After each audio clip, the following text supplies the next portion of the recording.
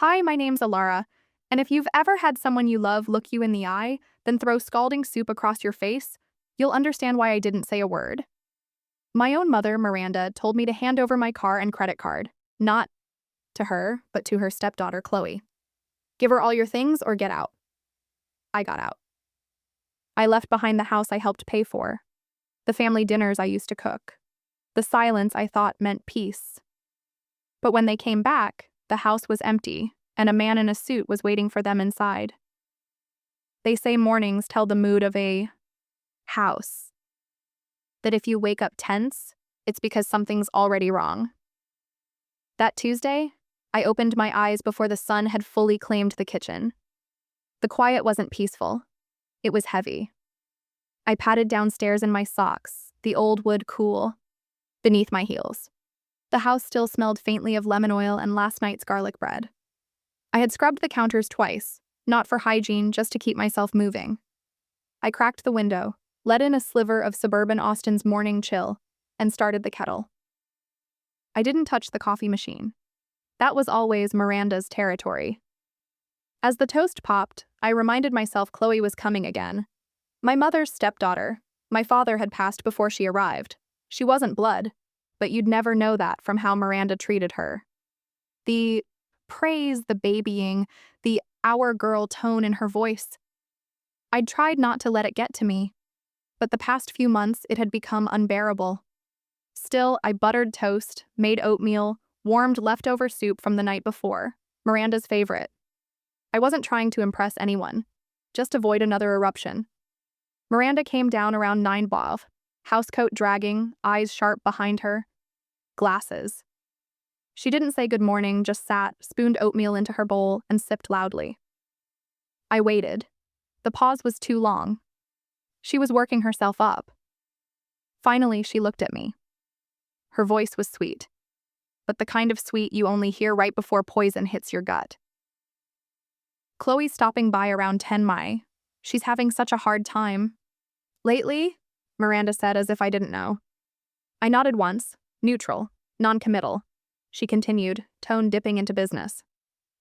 She'll need your car today, and your card, just until she gets settled with work.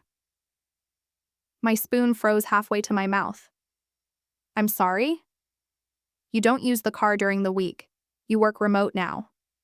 And the card? It's time you did something useful. She's family too, you know. I swallowed. Not the oatmeal. My anger. No, I said gently. I'm not giving her my car or my card. I've helped enough. Miranda's eyes narrowed like I'd just spat in her cereal. You think you're better than her, with your online job and fancy notebooks? This is about family. She's trying. You're hoarding. I kept my voice level. I'm not hoarding. I'm surviving. And I've given this family more than you remember. She stood. She'll be here soon, she snapped. Give her all your things or get out. And just like that, I knew this wasn't a conversation. It was a command. I didn't respond, just turned off the stove. Then came the sound of the soup pot scraping against the burner. I turned. Too late. The soup, still hot, arced through the air like a scalding wave. It hit my cheek, soaked my blouse, burned into my shoulder. But what stung more wasn't the heat. It was the clarity. She threw soup at me. Her precious Chloe wasn't even here yet. And Miranda had chosen her. Violently. I didn't scream, didn't flinch. I simply stood there, soup dripping from my collar. I stared at the woman who had given birth to me, who now glared like I was trespassing in a house I helped pay off. I remembered when the deed changed hands last year. Miranda said she was simplifying the paperwork. I hadn't argued. I thought, stupidly, that peace was worth the cost. Apparently, peace meant surrender. I walked upstairs slowly, wet, silent. In my room, I took the small bag I used for overnights, packed only what was mine, truly mine. A pair of jeans, 2 sweaters, my laptop. Then I opened the bottom drawer of my dresser. There, tucked under old birthday cards, was the cloth napkin my father embroidered when I turned 15. I see you. His handwriting, his stitching. I folded it carefully, placed it at the very top. No yelling, no note, no farewell. Downstairs, I heard the garage door creak open. Chloe's SUV. Timing. Poetic and cruel. I didn't wait to see her. I didn't want to hear her, "Oh no, what happened here?" in that false, sugary voice. I walked past the kitchen. Miranda didn't follow. Maybe she thought I'd return.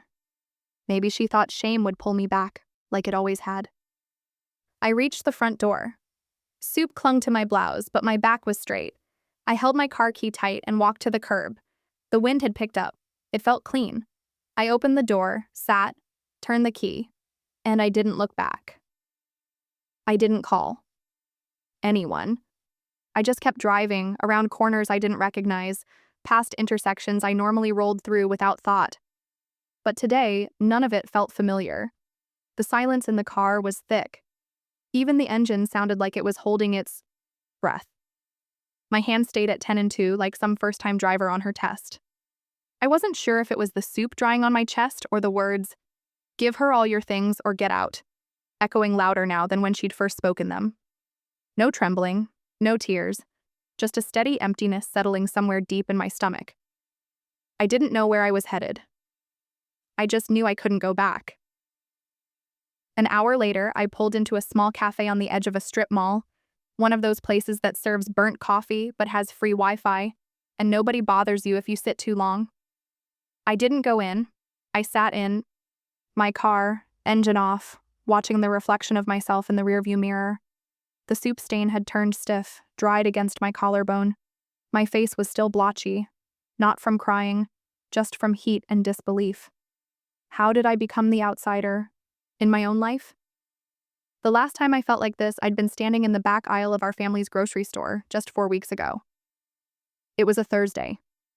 I was restocking shelves in the canned goods section when I heard the jingle of heels and exaggerated laughter coming down the main aisle. Chloe. Her voice always carried, like it belonged to someone used to being overheard. She wore a blouse, too white for a grocery store and heels too high for walking, let alone managing. Miranda followed behind her with the pride of a mother escorting her daughter to prom. "Everyone, meet our new store manager, Chloe Aston," Miranda announced like we were at a press conference not next to a discount bin of lentils. No one looked at me. Not even Chloe. Not really. She just smiled, that practiced tight-lipped grin of hers, then walked right into the back office, like she'd been working there for years. I waited. I waited for Miranda to look at me, to say something, anything. Instead, she patted my shoulder and whispered, "Take some time off, sweetie. You've been running yourself thin. Let Chloe handle things now." I wasn't fired. I wasn't demoted. I was erased. Back in the car, I pulled my phone from the console and opened the family Facebook group. New notification. Miller Legacy. Women. Of Strength album uploaded by Miranda. I clicked. Photo after photo. Chloe smiling. Chloe organizing. Chloe leading morning staff meetings in the break room I used to unlock every day at 6:30 a.m. There was a photo of the Thanksgiving display I had designed last year. Cornucopia, twinkle lights, seasonal color palette, the whole thing. Caption read, "Chloe's first fall installation. Brilliant work." I stared at it so long I forgot to breathe. My thumb trembled as I scrolled further. Then I stopped. One photo caught my eye. A family dinner, our dining room table, my serving. Bowls, the menu I had prepared down to the wine pairing, and the caption, "Beautiful evening hosted by Chloe for the whole family. Her warmth brings us together." It felt like someone had dug their hand inside my chest and rearranged the truth. I wasn't even in the frame, and yet it was my food, my candles, my home. I set the phone down. The screen stayed lit for a second longer before fading to black. I didn't even know where I was driving until the old sign came into view. Miller's Market, since 1973. My father opened that store with one freezer and a dream. After his stroke, I turned it around, rebranded it, grew it, made it matter again. Now, stretched across the front windows was a new banner. Founded by Miranda and Chloe Miller. I parked across the lot, didn't get out. Inside, I could see a teenage cashier folding paper bags. A few regulars strolled the aisles. I knew every shelf in that place, every creak in the floorboards, every staff birthday. My father once told me not long before he passed, "Keep the ledger, Alara. Someday it'll matter more than you think." I kept it, the original paper ledger, tucked away in a storage box under my bed.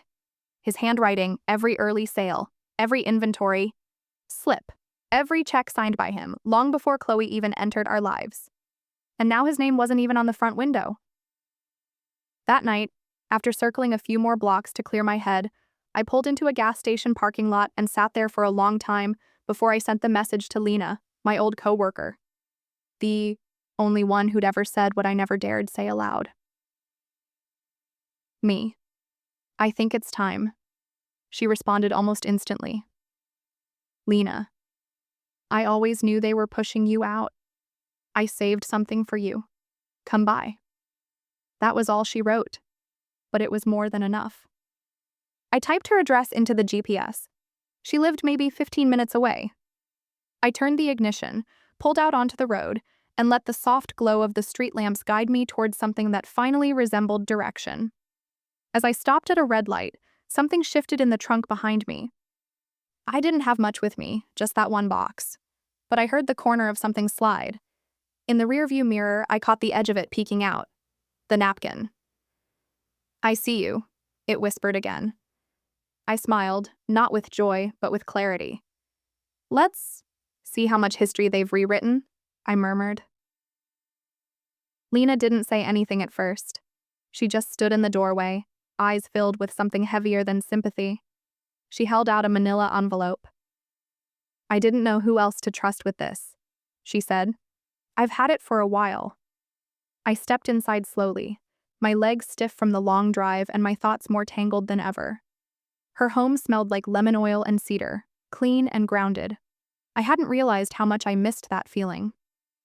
I opened the envelope right there in her foyer. Inside was a copy of a document I'd never seen before. It looked official, notarized. My name was printed at the bottom, followed by what was supposed to be my signature. "Asset Consolidation and Transfer Agreement," the title read. According to Tier. This paper I had signed over my stake in the grocery store to Miranda. The date? Just 1 month before Chloe strolled in with her clipboard and fake smile. "That's not my signature," I whispered. My voice sounded too small for the walls around us. Lena nodded. I figured. I watched Chloe hand it to Miranda. Some notary guy was there too, but he barely looked up. Didn't ask for ID, didn't check anything, just stamped and walked. I felt the heat start in my chest. I wasn't just erased. I was erased on paper, with fake ink and official stamps, legally invisible, conveniently removed. I couldn't breathe right for a few seconds. Then Lena put a hand on my arm. "I still have the key to your storage unit," she said. "I kept it, just in case. Thought maybe one day you'd need it." I didn't ask questions. I just nodded. We left 10 minutes later. The drive was quiet, except for the wind outside and the rattling inside my chest. The unit was exactly as I'd left. A low-cost rental in the industrial side of town. Steel door, dusty keypad, and that strange metallic scent that always reminded me of garage sales and forgotten history. Lena unlocked it while I held my breath. Inside were the remnants of my past life. Old holiday decorations, childhood keepsakes, boxes of paper I never had time to sort. And near the back, under a tarp, was the crate I'd packed after Dad died. We pulled it out together. There it was. The original ledger, leather-bound, worn from use. Inside, years of my handwriting, purchase orders, tax filings, staff payment, logs signed by me, all of them. But that wasn't all. At the bottom of the crate, half tucked between 2 old recipe binders, was a torn envelope. My name was scrolled in my father's handwriting. The flap was already open. I pulled out the letter slowly, careful not to tear the fragile paper. It was dated 2 weeks before his stroke. The ink had faded a little, but the message was clear. If anything ever feels wrong, go to Mr. Davies. He helped me protect what matters most. I left instructions. He knows where everything is. Trust him, Alara. I pressed the letter to my chest, my hands shaking, not with fear, but with clarity. He knew. He'd known they'd come for it, that they'd come for me, and he'd left a trail in case I ever had to fight. I wasn't wrong. I wasn't paranoid. I wasn't being dramatic, like they always claimed. Lena stood nearby, wiping her eyes.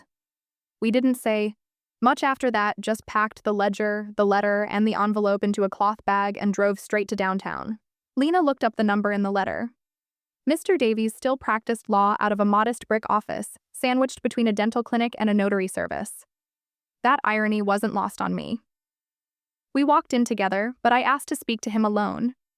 He looked to be in his 70s now, silver hair, still sharp-eyed, with a firm handshake that made me feel steadier than I had in weeks. "You're Alara Miller," he said, not even asking. "I was wondering when you'd come." He pulled a locked drawer, opened behind his desk, took out a thin black folder with my father's initials embossed in gold. Inside were copies of the store's original ownership documents, before Miranda had ever touched a single can of beans, before Chloe ever learned to pronounce inventory. Then he flipped the page. It was a notarized letter from my father, dated years ago. My daughter, Alara Miller, retains majority control of Miller's Market. If ownership is ever disputed, refer to the primary ledger in her hand. Her signature alone carries final say. I didn't blink. Mr. Davies leaned back in his chair and studied me. "You ready to assert your legal rights?" he asked calmly, like he'd been waiting years to say those words. I took a long breath, let it settle in my lungs. Then I looked down at the napkin I'd tucked into my coat pocket, its edges worn soft. I folded it slowly, deliberately, and looked him straight in the eyes.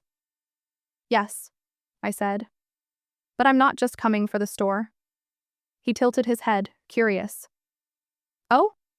I'm coming for every single piece they tried to steal, and every lie they fed people to cover it." He smiled then, not out of amusement, but recognition. Like he'd seen this moment bloom in other women before. He tapped the folder with a pen. "Good.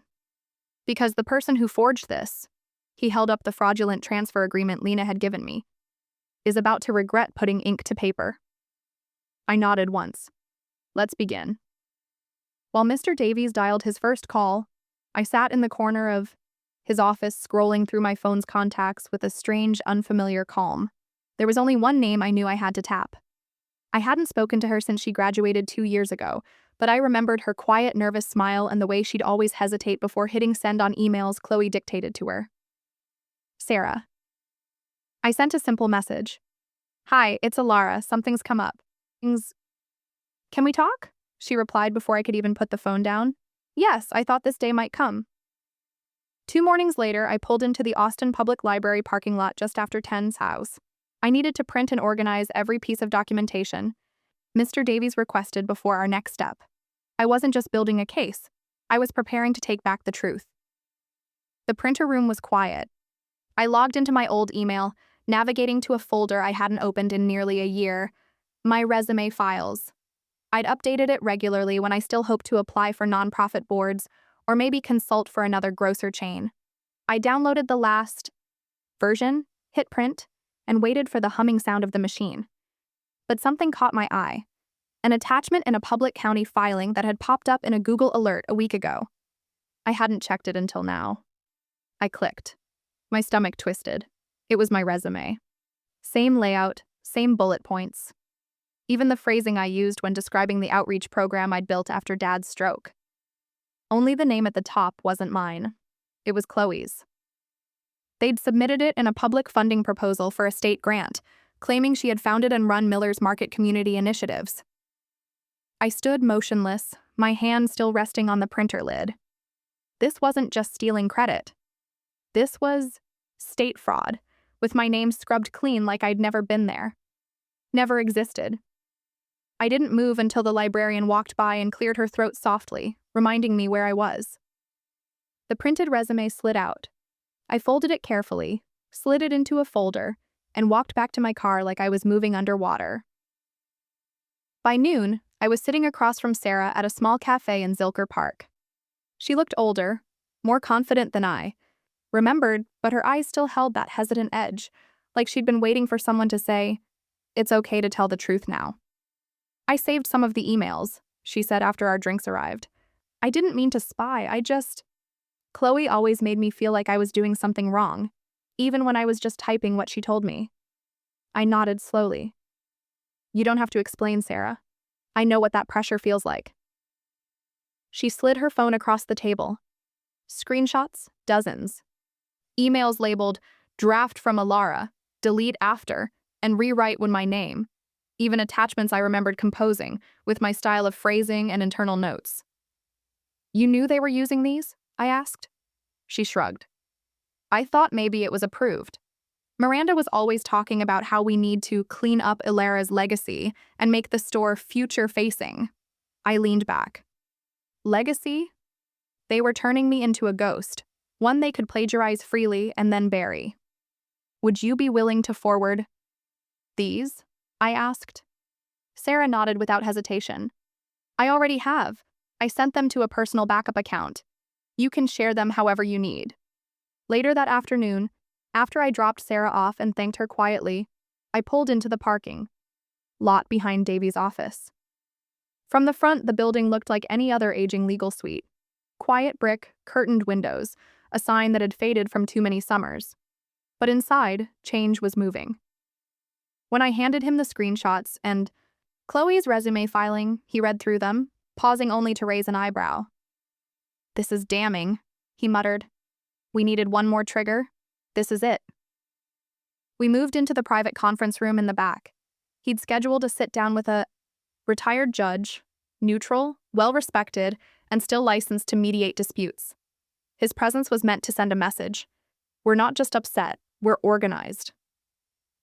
The mediator's voice was calm and measured as he reviewed the evidence. I sat silently through it all, letting the swirl of facts and forged documents speak for me. No crying, no raised voice, only the weight of proof and the absence of my name in places it should have been. As the meeting ended, Mr. Davies began drafting a formal packet. Not a lawsuit, not yet, but a detailed summary of everything we had, set to be sent to Miranda and Chloe's shared address. The tone was professional. The intent was crystal clear. You have 24 hours to respond before we escalate this to court, it read. I added something of my own, a yellow post-it note, square and neat on top of the folder. For your records. And your conscience. That evening, as the sun dipped behind the rooftops and the sky dulled to lavender, I sat on the edge of my motel bed, waiting. My phone buzzed. Unknown number. The message was short. You don't want to do this. You know how this family handles disobedience. I stared at it, then deleted it without replying. They were still using the same language. Disobedience. As if I'd ever signed up for their hierarchy. As if protecting what's mine made me a traitor. I powered the phone off and reached for the napkin, folded neatly beside my bag. But the next message, the one they didn't expect, it was already written, drafted, scheduled, sent not just to Chloe, but to the very funding board they'd filed the resume with. Because when you threaten someone who's already walked through fire, they don't flinch. They get strategic. By the time I stepped out of Mr. Davies' office, the sun had begun to dip behind the Austin skyline. I didn't go home. I didn't even head back to the motel. I just drove until the highway lights blurred into the kind of silence only someone betrayed could sit with comfortably. Then, late Friday afternoon, Miranda called. Her voice was as syrupy as it was sharp. We're having dinner Sunday, just the family. I think it's time we talk this through before you embarrass yourself any further. There it was again. That need to control the narrative. Even now, after everything I'd uncovered, she spoke like I was the one making a mess. I didn't respond right away. When I told Mr. Davies, he gave me a look that didn't need words. I beat him to it. I'm going. He didn't argue, just leaned back in his chair and said, Then go prepared. Let them show you who they are one more time. I chose my clothes carefully that night. Nothing flashy. Just a dark navy dress and the old wristwatch my father gave me the Christmas before his stroke. The leather band was worn and cracked, but the second hand still ticked. Quiet, defiant, just like I planned to be. The restaurant was one of those polished places in Westlake, with chandeliers and linen napkins that tried too hard. The kind of place Miranda only booked when she wanted to prove something to outsiders or shame someone within. When I arrived, the hostess paused, checked the reservation, and gestured vaguely to the back. "Your party's already seated," she said. "You'll be over this way." We weaved past elegant couples and glowing wine glasses until we reached the last table, near the hallway to the restrooms. Not a single centerpiece, not even a bread basket. And there she was, Chloe, seated at the head, right in the spot I used to take at every family occasion, laughing, wearing that gold-wrapped dress Miranda always claimed was too flashy for family settings, unless, of course, Chloe wore it. I stood for half a second too long. A waiter hovered awkwardly. I cleared my throat and asked, "Is there another seat available? Perhaps closer to the center?" Before he could respond, Miranda turned her head just slightly and snapped, "Don't be difficult, Alara, it's just a seat." Just a seat. Like it wasn't the physical symbol of every choice she'd made to erase me, to replace me. I smiled, not warmly. I sat. The evening unfolded in slow motion. Small talk, forced laughter. Chloe monopolizing the conversation, while Miranda nodded in approval like a stage mother, finally seeing her understudy shine. Then came the toast. Chloe stood up, raised her glass, a soft pink rosé that matched her lipstick, and said with a dramatic exhale, "I just want to thank Mom for everything she's done to support me, especially with the car." A round of polite applause broke out. Miranda dabbed the corner of her mouth with her napkin and added, "Some people in this family rise to the occasion. Some fall apart. But not you, Chloe." I didn't need to check to know every pair of eyes was looking at me, but I did need to check something else. I slid my phone just slightly under the tablecloth, opened the DMV portal, and typed in the plate number she'd just mentioned. It was mine, the same car I'd left behind when I walked out. According to the records, the title had been transferred 3 days after I left, listed as a gift. My signature, forged again.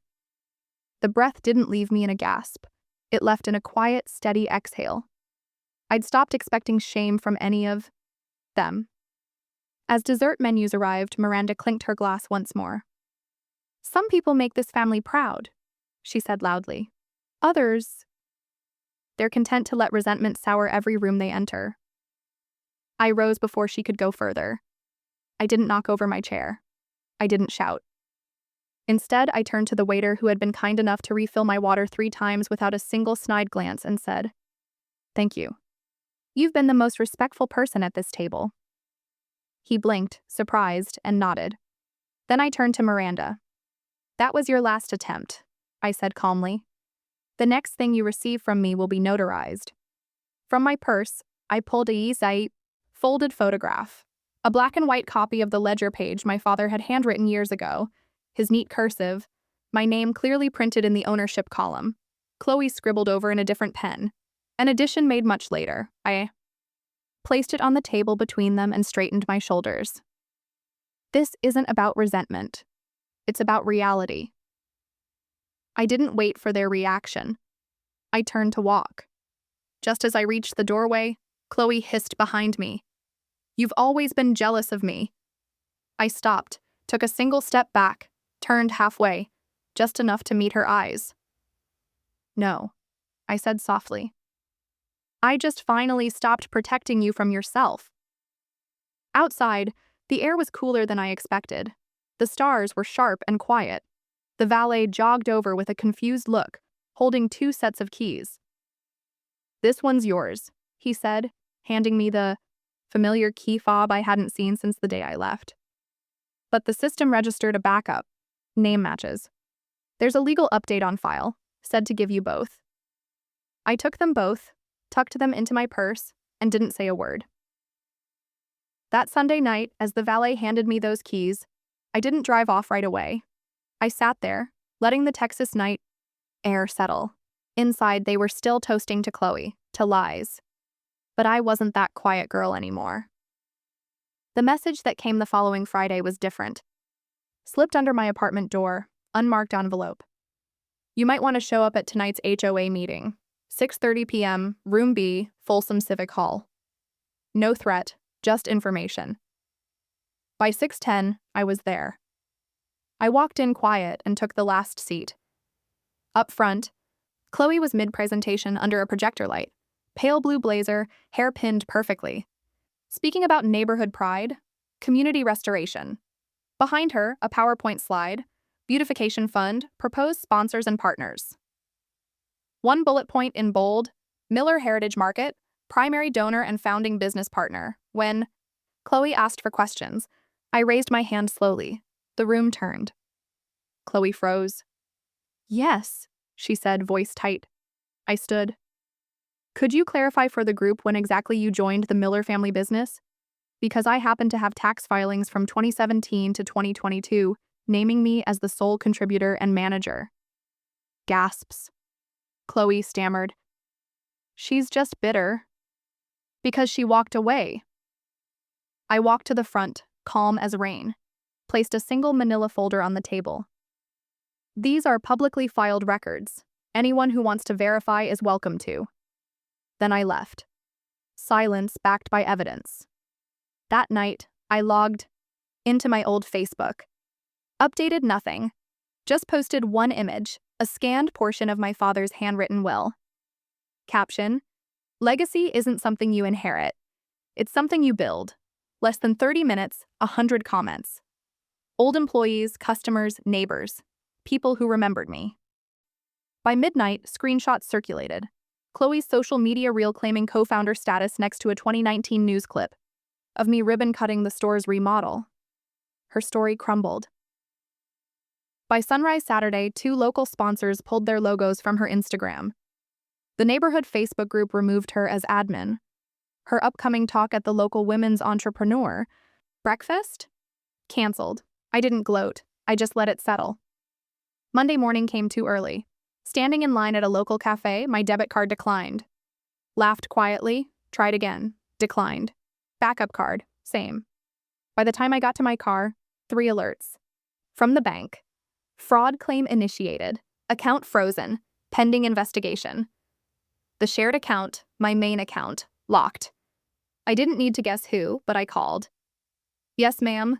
We've received a fraud report filed by Miranda Miller. She claimed unauthorized use of joint funds. She was the co-signer. I was the primary. That money is mine, I said evenly. Well, until the review is complete, the funds will remain restricted. Restricted, as if I were the one who had lied. My knuckles burned white on the steering wheel. 10 minutes later, Mr. Davies' office. They froze my money. Voice low. He didn't ask for details, just pointed to a seat. They're trying to suffocate you, he muttered, scanning the alerts. They won't, I said. I'll learn to breathe elsewhere. He filed an emergency financial injunction, drafted a rebuttal. But the day wasn't done. Around lunchtime, Lena called. Alara, I'm so sorry. The police came by Mom's house this morning. I stopped mid-step. What? They said Miranda filed a report, claimed you broke in, stole things, threatened Chloe. Pulse in my throat. Another call buzzed through, unknown number. Hello, Ms. Miller. Officer Reed, Austin Police. We'd appreciate it if you came in voluntarily to discuss a report filed by Miranda Miller. You are not under arrest. Just some questions. What time? Today, if possible. I hung up, sat in my car, stared at the steering wheel. This stillness, right before the next punch. By 3 p.m., bland precinct interview room. Beige walls, scuffed table, 2 metal chairs. Mr. Davies beside me. Young officer, tired or bored. Pleasantries, then vague phrasing. Allegation of property interference, suggestions of aggressive behavior. Mr. Davies calmly slid a thick folder across. These are digital timestamps, email trails, financial ledgers, and security footage, showing Alara Miller has not stepped foot in her mother's residence since. He flipped a page. The evening of April 9th.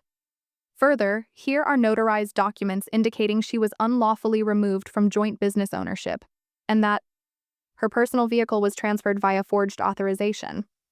The officer flipped pages, his face changed. "We'll, be reviewing this thoroughly," he mumbled. "I'm sure you will," Mr. Davies said evenly.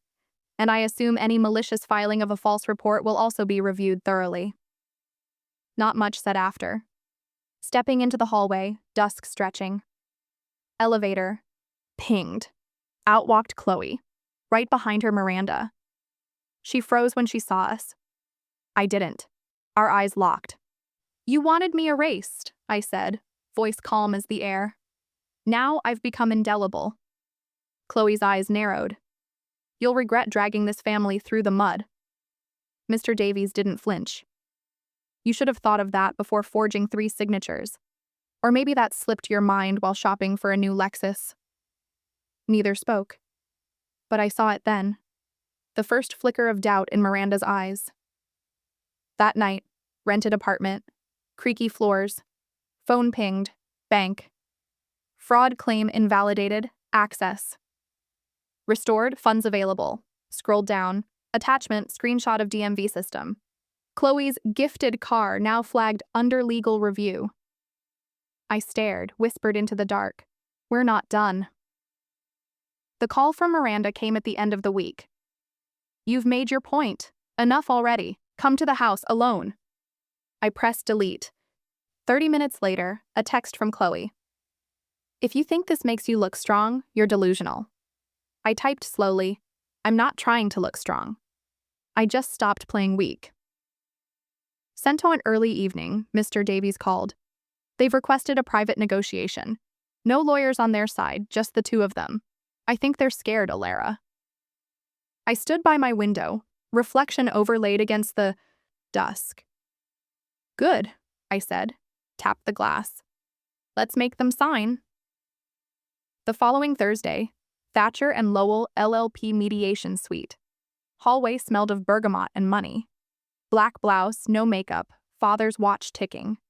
My heels didn't clack. They landed. Inside, Miranda and Chloe, flanked by a young man, ill-fitting suit, flipping nervously through a legal pad. Mr. Davies already standing, slight nod. "Thank you all for being here," mediator began, voice flat. "Confidential settlement session. Let's begin." Chloe's attorney launched in, reading a proposal. "Modest profit sharing, contingent on cessation of my public statements. No apology, non-disparagement clause." Miranda leaned back, eyes daring me. I didn't speak. Opened my slim leather folder, slid it across. Notarized documents, amendments to my father's will. Vera's hand paused mid-air. Her smile faltered. "We weren't aware of updated terms." Mr. Davies leaned forward. "It appears the original will was amended 3 months before Mr. Miller's stroke. This version includes a clause granting exclusive rights of ownership, branding, and derivative property of Miller's Market and its affiliates to his daughter Alara, provided she remained active in the business." He flipped a page. "These filings show consistent tax returns, supplier contracts, employee payroll, all under Alara's name. Meanwhile, neither Miranda nor Chloe filed any business activity forms in that period." Chloe's fingers tightened. "Which means," Davies added, "Ms. Chloe's use of that branding constitutes intellectual property infringement." Silence. Evelyn broke first. "You manipulated your father when he was weak." I turned. "Is that how you justify everything, Miranda? That people are always too weak or too stupid to challenge you?" She opened her mouth. I reached into my bag, one more item. Envelope, torn edge, father's handwriting, passed it to the mediator. He read, nodded, handed it over. Note. "To my daughter, thank you for protecting the heart of what we built. I trust you'll do what's right no matter who stands in your way." Chloe's face drained of color. I stood. "Here are my terms. You'll sign over full control of the business name, storefront, all related materials. Retract your claims, online and in writing. You will not contact me again. Not for birthdays, funerals, or second chances." Their lawyer tried to interject. Mr. Davies, one raised palm. "If not," I added, "we move forward with civil litigation, criminal fraud investigation, and a press release to every outlet in the Tri-County area." Young lawyer paled. Chloe spilled water. I didn't flinch. 30 minutes later, they signed. Took the final copy, added one last line in blue ink beneath my name. The gift you demanded was never yours to begin with. As I left, I didn't look back. This wasn't revenge. This was release. 3 months later, I no longer woke up to silence, but to the slow warmth of sunlight pressing through sheer curtains. My apartment was modest. 2 rooms, a kitchen barely big enough for 2 people to stand in. But it was mine. There was no old clock ticking behind me, no familiar footsteps in the hallway, no one else deciding what counted as home. Just me, a chipped coffee grinder I'd found at a yard sale, and the scent of dark roast rising from the stovetop. I poured my coffee into a new ceramic mug, clean, simple. Not the floral porcelain cup Miranda used to insist I drink from, the one she once called proper. I didn't take anything from that house, not even memories. I was speaking later that morning. Nothing fancy, just a local women's event at the library downtown. A quiet gathering focused on financial independence, estrangement, and the work of rebuilding a life after betrayal. They'd asked me to share my story, and I would, but not all of it. On my way out the door, keys in hand, I stopped. A small box sat quietly on the welcome mat. No return address, no note. I carried it in and opened the lid with a careful, steady motion. Inside sat the ceramic soup bowl, the same one from that morning, the one she had hurled at me without flinching. It had been washed, polished, almost reverently packed. I held it for a moment, then set it on the bookshelf between 2 travel journals I hadn't touched in years. Not out of sentiment, not out of guilt. Just acknowledgement. A relic, not a wound. That afternoon, standing on the low stage inside the library's main hall, I didn't read from prepared notes. I didn't need them. "I'm not here to expose anyone," I said to the group of women, their eyes quietly locked on mine. "This isn't about blame. This is about what it means to lose your place and still find your footing again." I didn't name names. I didn't need to. I spoke about the erosion, how family can empty you little by little until you forget where you begin and where they end. I talked about the illusion of obligation, about how silence isn't peace, about how pretending to be okay just to keep the room from burning only makes the fire harder to put out later. One woman near the back wiped her cheek and whispered to the person beside her, "That was my story too." After the event, someone pressed my hand in theirs. Someone else asked for the name of my lawyer. I offered them both my email. That night, back in my apartment, I sat down at my small desk, the one I'd thrifted for $40 and sanded myself, and opened my laptop. I stared at the blank post window for a long time, then typed, "Forgiveness is not owed. Silence is not consent. And sometimes love is simply letting go before it destroys you." I didn't tag anyone, didn't link the store, the people, the pain. I just posted it. Within hours, the comments started to pour in. Not from strangers, but from survivors. One simply said, "You helped me leave." 2 days later, while grabbing paper towels at the grocery store, I turned the corner near aisle 3, and there she was, Miranda. She was standing in front of the frozen vegetables, staring at a bag of peas like it might open and tell her what to do. She looked older. Not weaker, not defeated, just tired. She turned and caught my eye. She didn't speak. Neither did I. But she didn't look through me either. Her gaze met mine, not with malice, not even with regret, just truth. Quiet and heavy. I nodded, barely. She blinked, then turned back to the peas. That was it. Some wars end with treaties, others end when you finally stop fighting. That night, I lit a candle and sat back at my desk. On my screen was a Word doc, titled Chapter 1, The Day I Said No. The cursor blinked.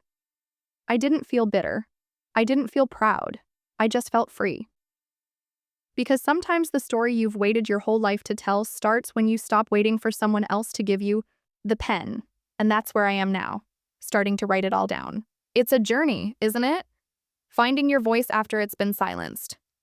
If any part of this resonated with you, or if you faced something similar, I'd genuinely love to hear your thoughts in the comments. Sharing our stories can be incredibly powerful. And if you'd like to follow along as I figure out this new chapter, feel free to like this video and subscribe for more. Thank you for listening.